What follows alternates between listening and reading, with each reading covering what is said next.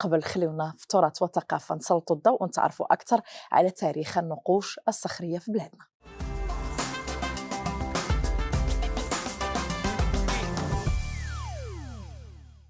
أستاذ موساتي، تاريخيا أقدم نقوش صخرية في المغرب فين آآ نلقاوها؟ هي تقريبًا متفرقة على مجموع المغرب، ولكن الأغلبية في المناطق الصحراوية اللي تعرف حاليًا يعني بالصحراء وفي الأطلس. اهم. كاين بعضها على الشريط الأطلسي، ولكن هذيك قليلة، يعني الأغلبية جاية في هاد المساحة هذه، وهي كتمتد على طول شمال إفريقيا، ولكن ديال المغرب عندها واحد الخصوصيات اللي من بعد أها، غادي نطرقوا لها. نناقشوها. كيفاش نفرقوا ما بين نقوش ورسوم صخرية؟ تمامًا، كاين هُما جوج الأنواع أساسيين، هُما بجوج كيتعرفوا باسم الفن الصخري، بجوج بهم، اهم. كاين الرسوم وكاين النقوش.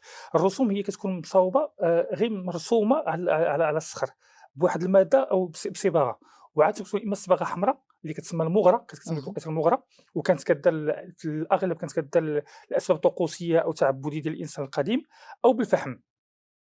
فبها كان كيجي الإنسان وكيرسم بعض الرموز أو بعض الشعارات أو بعض يعني الأشكال كيرسمها على الصخور، اهم. وهذه دغيا كتمشي، دغيا كتحيد. النقوش لا، النقوش كينقش على الحجر بالحجر.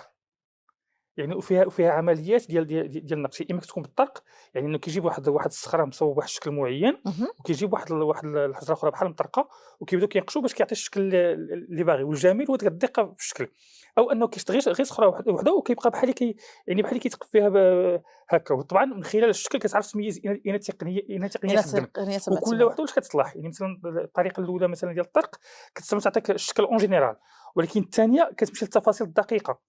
يعني مثلًا فاش بداو كيرسموا مثلًا الحيوانات بواحد الوجه معيّن ولا بواحد الشكل معيّن، فكانوا كيستعملوا الطريقة الثانية، وفي بعض الأحيان كنلقاوهم بجوج. اهم. هذه هي التقنيات. هي طبعًا كاينة في الشرق، كاينة في الجنوب، كاينة في كل منطقة. في القرن 19 بدا الاكتشاف ديالها الأول، بداو الناس كيكتشفوها. اكتشفوها في دول الجوار قبل، لأن بحكم أن دول الجوار كانت تعرضت للاحتلال قبل منا، فلفترة طويلة من الزمن كانوا كيعتقدوا أن تما الأسبقية ماشي هنايا. من الخمسينات هاد المعطيات كلها غادي تقلب. اهم. علاش؟ لأن المعطيات اللي لقاو في هاد النقوش هادي ماشي غير تصاور عاديين، ولكن هي راه كتنقلنا الحياة اليومية ديال داك الناس. ناس. اكتشفوا أن اللي كاين هنايا في التاريخ أقدم، فما بقيناش لا كناخذوا لي روبير، ولا الروبير كيتخاد من المغرب، بمعنى أن من هنا كيتخاد. ومؤخرا يعني اكتشفت في وجدات، اكتشفت مجموعة د الحوايج مازالين كيدرسوها، لأن كاين احتمال أن نلقاو أقدم بكثير من 12000 سنة. اهم. فهذه هي طبعًا في الأول كان شوية البحث على قد الحال. في التسعينات غادي يبدا يعني الدراسة غادي تزدهر فيها بحكم تأسيس المنتدى الوطني للنقوش الصخرية، حاليًا راه كاين في مراكش، ودات واحد المجموعة د المراكز اللي مهتمة الدراسة ديالها، وعطاتنا معطيات كثيرة جدًا على الحياة ديال المغرب في العصر القديم وفي ما قبل التاريخ اهم. كيفاش بشكل كانت أساسي. الحياة وأشنو جابت ولا شنو أهم ما جابته هذا النقوش الصخرية؟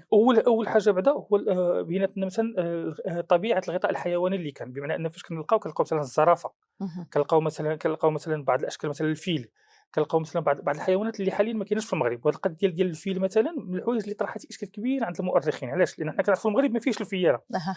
ولكن في النقوش الصخرية مثلًا كنلقاو أنه كاينين الفيالة. وبعض المصادر في التاريخ القديم كتهضر على أن كانوا الفيالة مثلًا في النواحي ديال سلا، فكيقولوا أنهم كانوا كيخرجوا مثلًا بالليل وكيديروا واحد التحية ديال تحية القمر بداك الخرطوم ديالهم، كيهزوا الماء مثلًا من الواد ديال أبو القداك. هذه النصوص كاينة يعني، فطرحت إشكال. فكيقولوا واش ممكن أن هذا الإنسان اللي كينتمي للعصر الحجري يكون عنده مجرد غير خيال ولا اهم. معرفة أنه يرسم شي حاجة اللي ما كايناش. فبالتالي طرحت السؤال. أيضًا الغطاء النباتي، لأن مثلًا في المناطق الصحراوية داخلية ورسموا سرطان البحر، اهم. وصلوا مجموعة د الحوايج اللي عطات انطباع أن ديك المناطق ما كانتش صحراوية قاحلة، وإنما كان فيها واحد الغطاء نباتي مهم. فبالتالي على المستوى المناخي كتعطينا هاد الآخر.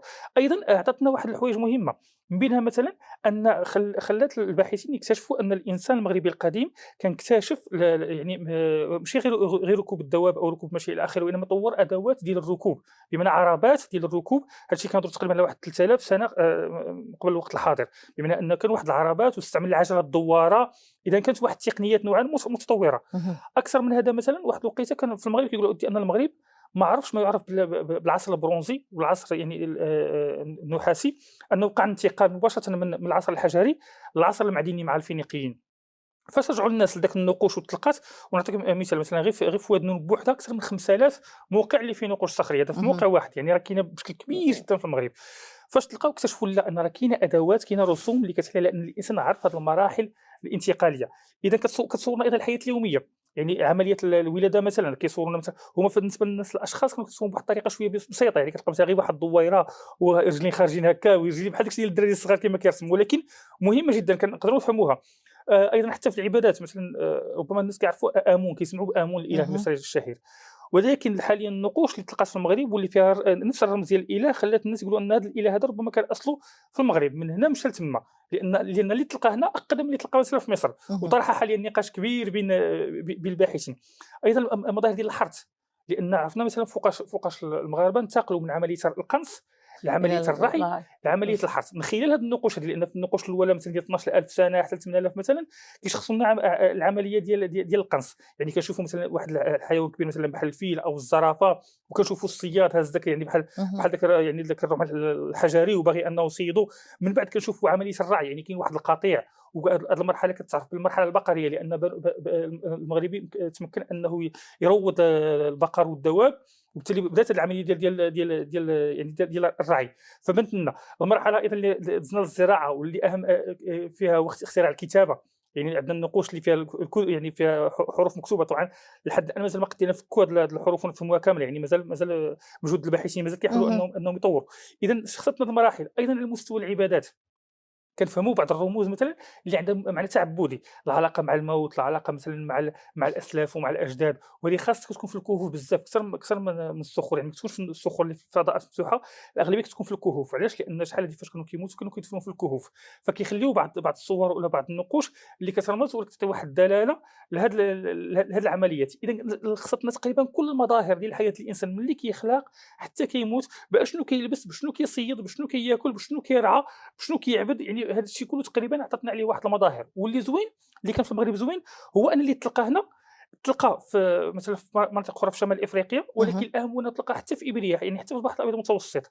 فديما كيبقى داك السؤال ديال شنو العلاقه اللي كانت، لان مثلا اللي تلقى الحوايج اللي تلقاو مثلا في دول الجوار ما تلقاوش هنا مثلا، تلقاو غير في مناطق محليه. هنا تلقات عندنا حوايج محليه بخصوصيات اطلسيه يعني ديال جبل الاطلس مثلا، ولكن تلقى بحالها يعني في ايبيريا، يعني كتحس ان كاين واحد الخط، يعني واحد الخط كيربط بيناتنا وبينهم وكيربط بيننا وبين شمال افريقيا. اهم. وهذاك من الحوايج اللي مازال الباحثين اليوم كيطرحوا فيها اسئله، واللي كتاكد الفرض ديال ان جزء كبير من الثقافه اللي كتعرف هذه المنطقه ديال شمال افريقيا انطلق من هنا ومشى. وهذه كانت فرضيات في الاول كانت كتجيهم غريبه، ولكن اليوم ولا تقريبا عليها شي اجماع يعني في المجمع العلمي خاصه ديال ما قبل التاريخ. اهم. تقريبا هي المميزات ديالها هي كنوز وطنيه، ولكن ربما ما كنتعاملوش معها بما يلزم، خاص الناس العاديين، لان تقدر تدوز مثلا في بعض المناطق مثلا خاصه بعض القرى ولا كذا، تكتب له حجره كيقول لك هذه غير شي واحد خلق فيها، وهي ديك التخربيقه بين هي راه قوسين تاريخ عندها. كبير. هذيك التخربيقه تقدر تحل لنا حنا اللي كيعتبروها الناس اللي تخربيقه، كيبحثوا في المجال. تقدر تحل لنا حنا اشكالات تاريخيه، لانك مثلا غير فتره ديال الانتقال من الفتره الزراعيه مثلا او ما قبل الزراعيه، يعني مثلا من القنص للرعي، تحل عن طريق هذه النقوش هذو. اهم. فهي مهمه جدا، وفي نفس الوقت فيها واحد الجماليه، لانك كتفهم حتى كيفاش تطور العقل الجمالي. اهم. يعني مثلا الى النقوش ديال 10000 سنه مثلا شويه بدائيه مثلا حتى على مستوى التقنيه، يعني كتلقى مثلا غادي يرسموا مثلا واحد الحيوان معين ديما جناب مزاقلين اهم. مثلا 10000 5000 سنه، لكن واحد الدقه، يعني كتقول لدرجه ان هاد الناس هادو كيفاش غادي يجي. يعني حنا حاليا باش تجي وتشد حجره وتبدا كضرب لها حجره وتجيبها مثلا مطراسيه نيشان ومقاده، كانت دقة في راه شي النقش. عمليه صعبه. من 3000 سنه مثلا تقريبا حتى القرن الثامن قبل الميلاد، هنا كانت واحد يعني بحال التصوير، عمليه تصويريه ماشي غير يعني ماشي غير. فبالتالي كتقول حتى هذا العقل الفني طبعا الفني يعني بقدراته انذاك وبالامكانيات اللي عنده قدر يصاوب هذا الشيء اللي ربما حنا حاليا راه تقدر تعطي لواحد شي ماكينه تقول له غير قطع ليها هذا كيقدر يزقل لك شي اهم. حاجه. فتقول طبيعه هذا العقل هذا، طبيعه هذا الانجاز، طبيعه هذه التقنيه هذه اللي يقدر الانسان انه يطورها. رائع جدًا، شكرًا أستاذ الله مستتي يحفظك. لأنك كتوضح لنا أهمية الكثير من النقط في تاريخنا المغربي، شكرًا لك، العفو. وشكرًا لأنك ساهمتِ في بناء هذا الموسم من ناحية شكرا. الحديث على شكرا لكم. التراث والثقافة، كنا دائمًا سعداء أنك تكون بيناتنا، شكرا. وشكرًا لك أيضًا دنيا شريف.